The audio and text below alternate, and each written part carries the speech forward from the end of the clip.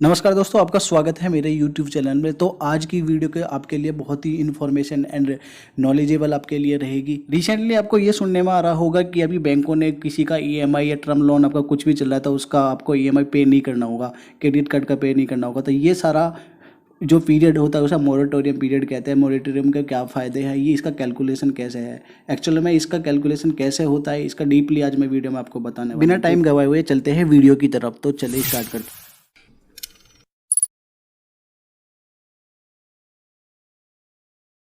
Actual में moratorium period किसे कहते हैं? मोरेटोरियम हम साधारण भाषा में हम कहते हैं मोरेटोरियम हमारे लोन की अवधि में एक हमें बैंक द्वारा एक निश्चित समय के लिए न तो कोई प्रिंसिपल अमाउंट नहीं इंटरेस्ट अमाउंट पे करना होता, एक ग्रेस पीरियड दे दिया जाता है जिससे हमारे सिविल स्कोर पर कोई इफेक्ट नहीं पड़ता। उसी पीरियड को हम मोरेटोरियम पीरियड कहते हैं। तो आप यहाँ तक आप जान चुके हैं, आगे चलते हैं हम आगे वीडियो में।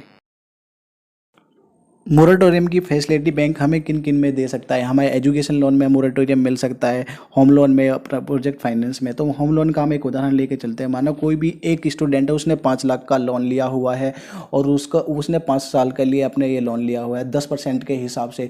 तो वो अपनी डिग्री, उसकी 2 साल की डिग्री है, 2 साल की डिग्री में वो उसने ना तो कोई प्रिंसिपल अमाउंट और ना ही आपका इंटरेस्ट अमाउंट कुछ भी पे नहीं करा है।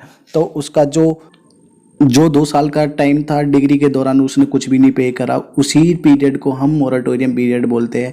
मोरेटोरियम पीरियड में देखिए उसको ईएमआई कब से स्टार्ट करनी होगी। मोरेटोरियम में या तो उसकी जॉब लग जाती है, आपका 2 साल डिग्री कंप्लीट होने के तुरंत बाद उसकी जॉब लग जाती है। जॉब लगने के 6 महीने बाद उसकी ईएमआई स्टार्ट होती है। यदि उसकी जॉब भी नहीं लगती है तो उसको 1 साल बाद ईएमआई पे करनी ही करनी है, नहीं करता तो उसके सिविल स्कोर डाउन हो जाता है। देखिए आपका 10% के हिसाब से उसने 2 साल की उसकी डिग्री थी, तो 2 साल का उसका अमाउंट बन जाता है और उसकी तुरंत जॉब लग जाती है तो वो 6 महीने का भी गैप दिया जाता है, तो 1,25,000 रुपये उसका सीधा हो जाता है। तो उसका सीधा अमाउंट था, उसने 5 लाख का अमाउंट लिया था लोन का और 1,25,000 रुपये उसका इंटरेस्ट था। तो कुल मिला के उसका जो प्रिंसिपल अमाउंट सारा हो जाएगा वो 1,25,000 प्लस 5 लाख, 6,25,000 रुपया उसका हो जाता है। और उसके हिसाब से इसकी ईएमआई जो स्टार्ट होगी वो होगी, आपका जो ईएमआई निकल के आएगी वो आएगी 13,276 रुपये। यदि वो मोरेटोरियम पीरियड में अपना ईएमआई का इंटरेस्ट पे कर देता है तो वो 1,25,000 रुपये उसको अब उसके प्रिंसिपल अमाउंट में नहीं जुड़ेंगे, तो उसका सीधा सीधा जो प्रिंसिपल अमाउंट रहेगा वो 5 लाख रहेगा। उसकी ईएमआई निकल के आएगी, वो आएगी 10,624 रुपये। तो ये दोनों आपका कस्टमर के ऊपर होता है, मोरेटोरियम पीरियड के हिसाब से उसको इंटरेस्ट पे करना है या नहीं करना है। पे करना है तो उसका जो प्रिंसिपल अमाउंट जितना लोन लिया हो उसी पे उसकी ईएमआई बनती है। यदि नहीं पे करता है तो उसका जो इंटरेस्ट होता है वो प्रिंसिपल अमाउंट में ही जुड़कर आ जाता है और उसको वही उसी के हिसाब से उसकी ईएमआई बन के आती है। तो यहाँ तक आपको क्लियर हो चुका होगा ईएमआई नहीं, मोरेटोरियम पीरियड में हम इंटरेस्ट पे करते हैं तो कितनी बन के आती है, नहीं पे करते हैं तो कितनी बन के आती है। तो ये आपका सेम यही कंसेप्ट हमारा होम लोन में भी अप्लाई होता है। होम लोन जो होता है वो ज़्यादातर आपका ज़्यादा साल के लिए होता है, 15 से 20 साल के लिए आपका होता है। तो इसमें हमने कोई भी होम लोन लिया है, अंडर कंस्ट्रक्शन हमारा कोई भी काम चल रहा है, तो 3 साल या 2 साल तक का हमारा जो काम चलता है उस साल के दौरान हमें एक मोरेटोरियम पीरियड दे देते हैं, जो उसमें हमें ईएमआई तो पे करनी हो, ईएमआई का इंटरेस्ट आपको पे करना होता है। जो भी हमारा हमने लोन लिया है उसका इंटरेस्ट हमको पे करना होता है, उसी को हम प्री ईएमआई बोलते हैं। और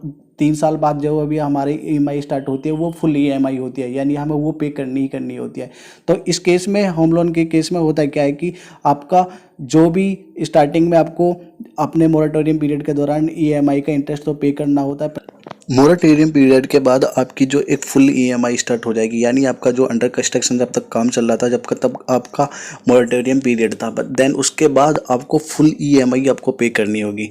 सेम यही आपका दोनों फैसिलिटी आपके प्रोजेक्ट लोन में भी होता है, दोनों ही आपको सुविधा इसमें भी मिल जाती है।